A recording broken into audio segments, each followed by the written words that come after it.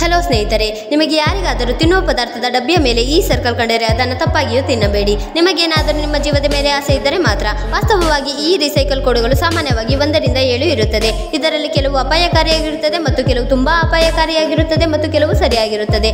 ಎಲ್ಲರಿಗಿಂತ ಮೊದಲನೆಯದಾಗಿ ಎಲ್ಲರಿಗಿಂತ ಅಪಾಯಕಾರಿ ಮತ್ತು ವಿಷಕಾರಿ ಎಂದರೆ ಅದು ಕೋಡ್ 3PVC.